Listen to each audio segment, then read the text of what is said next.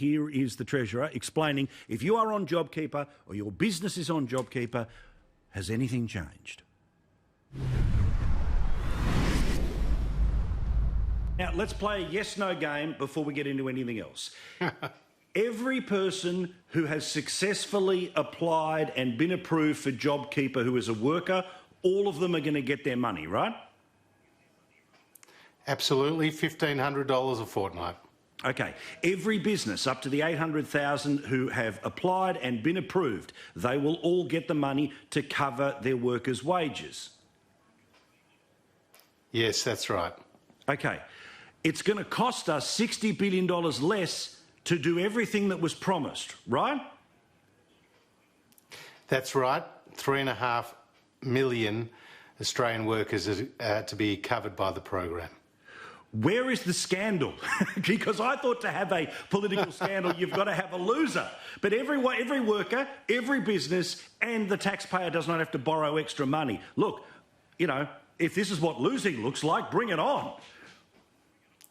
Well, as you know, Paul, we've got $650 billion of debt as a nation, and all our spending commitments during the coronavirus are borrowed money, are based on borrowed money. And this means now, with the revision in the Treasury forecast about the number of people who will be on JobKeeper, we will have to raise $60 billion less in debt than we otherwise would have had to. And as you know, at the time we announced the JobKeeper program, it was the height of the pandemic. Here in Australia, the number of new coronavirus cases was more than 20% per day. But we've flattened that curve, we've made real progress on the health front, and the economic benefit is that we don't have to spend as much money on a program such as JobKeeper because more people are staying in work without government support. Well, this again is what I don't quite understand. Look, I understand, you know, the government hating people and the bubble about what the obsession is, but there were predictions about how many people would die. Thankfully, they didn't come true. There were predictions about how many hospital beds we would need. Thankfully, they weren't needed. There were predictions about how many ventilators we might need. Thankfully, that didn't turn out to be the case. But the idea that you're still able to cover all of the workers all the way for 6 months, all of the businesses for 6 months, but it's not going to cost as much money. To me, again, I don't see this as the gaffe or the mistake that it's being made out to be. And, you know, how do you feel, or what's your response to some of the reporting and politicking around this, that, you know, it's the worst budgetary mistake in Australian history, etc., etc.? Well, the Australian people know that the Morrison government have been delivering for them when it comes to both the health and the economic response to this coronavirus crisis. I mean, if you look around the world, in the United States, their death rate from the virus has been more than 50 times Australia. If you look in the United Kingdom, it's been more than 100 times. Now, tragically, 102 Australians have died, but we have been spared the fate of other nations because we moved quickly to close the borders with China, and we put in place health restrictions which have helped save lives. At the same time, we've announced unprecedented and comprehensive economic measures, whether it's $750 payments to people on income support, whether it's a cash flow boost to hundreds of thousands of businesses to keep the lights on, whether it's the doubling of the safety net with the Job Seeker program, or whether it's the JobKeeper program, which are going to cover some 3.5 million people and still coming in at a cost of $70 billion, which would be the largest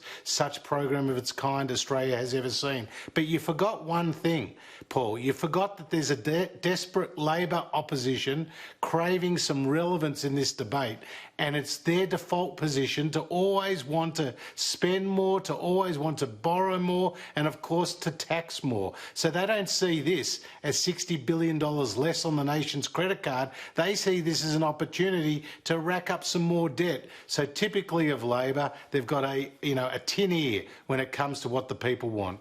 But even when it was when the number used to be 160 billion, they wanted you to spend more than the 160 billion. So they were committed to spending even more than the original numbers that were around. So let's unpack. Has there been an investigation? How did this number get either so wrong, or, how did we get to these original numbers that are clearly so off from what was needed?